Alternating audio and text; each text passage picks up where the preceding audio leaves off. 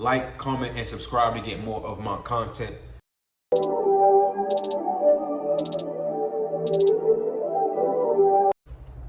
YouTube, back with another video. Miss you guys. Hope you guys have been enjoying my other videos, but no reaction video today. This time I want to talk to you guys about my experience in my own private studio. Been here for about like 2 months so far. Everything's been going great, but I want to share with you guys everything that I've learned up to this point. So today we're going to talk about how to find a salon suite near you, who to talk to once you find one, how much does it cost, is it by week, is it by month, why in my opinion I feel like it's better than an actual barbershop, and why I enjoy being in my own private studio, and the correct way to transition from a barbershop to a studio so you don't fail, right? So, first topic, how to find one, right? You gotta start somewhere, right? Do your homework on having to start somewhere to find a studio. So, the first thing that I did was I just hit Google. I just Googled salon suites near me. And I don't know about, I don't actually know how many companies there are. I know there's a company called Salon Lofts. But those weren't near me. I found Phoenix Salon Suites and I found SALON Suites, right? Out of those two, I chose Phoenix Salons. In my area, the price difference between the two is, so also we can get right into the price too. The price difference between the two were, SALON Suites were $300 a week, and Phoenix Salons is $250 a week, right? You get a $50 difference, but that $50 add up every month and every year. So not really that expensive in my opinion. A little bit insight, let's say, so in my booth rental experience, the place that I just left, the barbershop I left to open up my studio, I was paying $210 a week, right? Another barbershop that I went to look at before I started at that barbershop was about $250 a week, right? Yeah, it was about $250 a week. So actually, the Phoenix Salons is not $250, it's $245. My bad.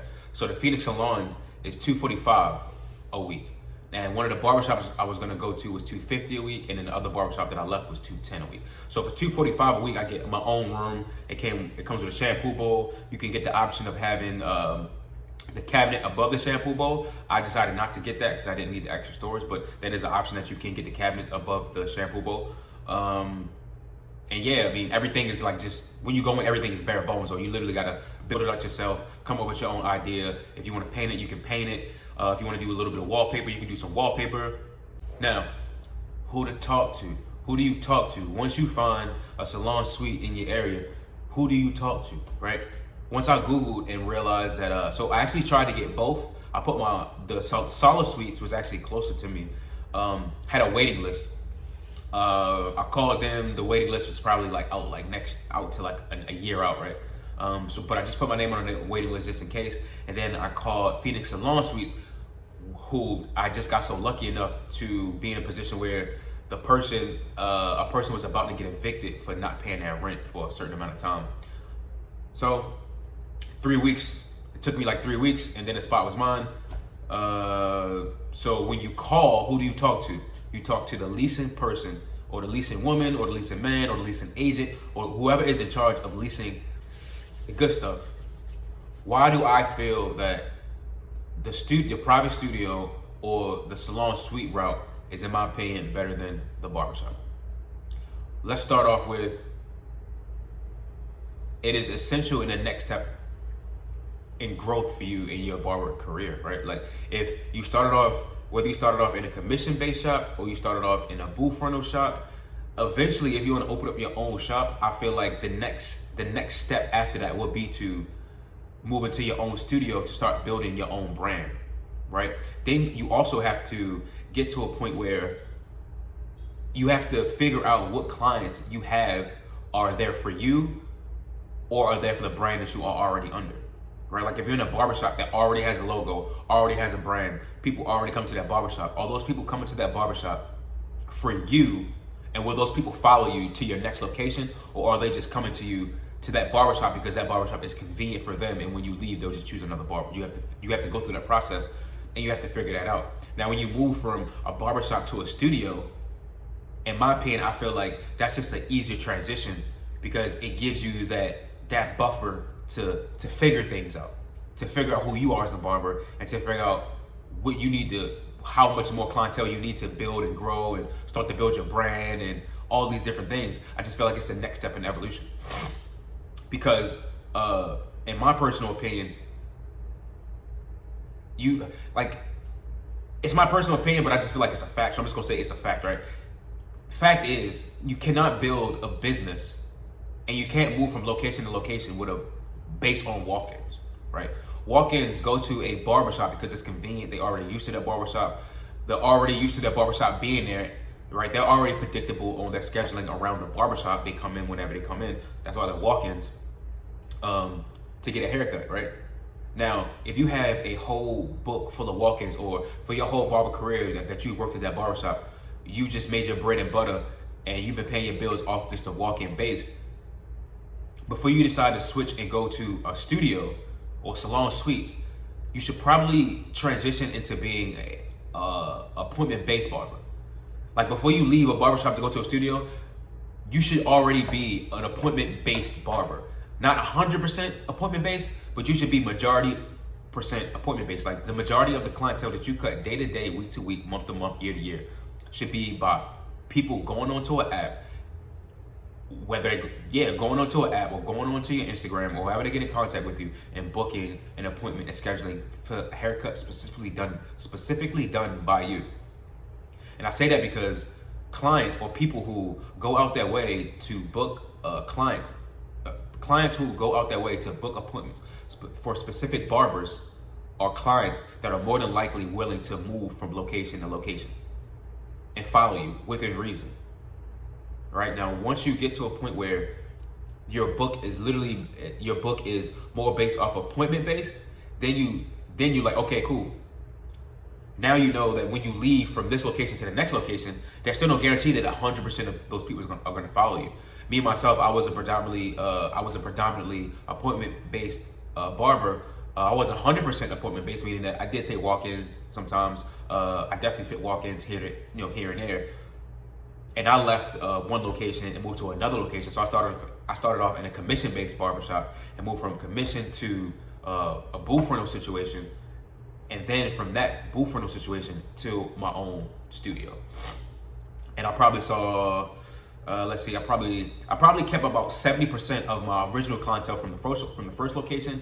Once I went to the second location, I was there for a little bit of time, I was there probably like 4 months, I feel like.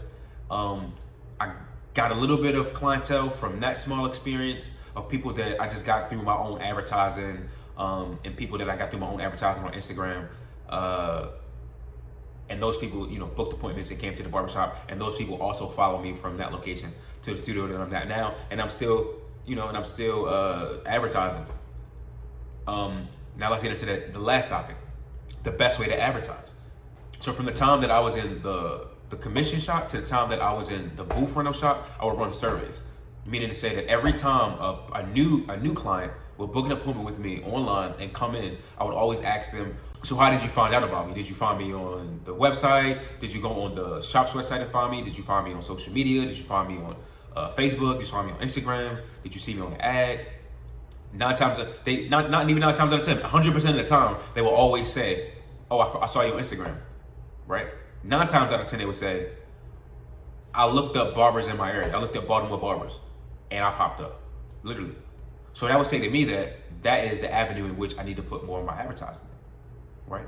Now, I've had debates with different people about advertising the right way to advertise, right? Now, but if you yourself are running quote unquote surveys like I have, and all of the new clientele that I'm getting are saying that they found me off of social media, whether it's Facebook, whether it's Instagram randomly, or whether they was actually searching for a new barber, searching up barbers in the area like Baltimore barbers. But that's the way that they said that they found me. So if that's the way that all of my new clientele are telling me that's how they found me, why would I really deviate from that method, or why would I deviate from that avenue when everyone's telling me that's where they found me? I'll just put more effort and energy and money into that, right? Now, I don't know if you guys are aware or not, but on Instagram, once you transition from a regular profile to a business account, then you can run weekly ads and advertise your business technically through social media.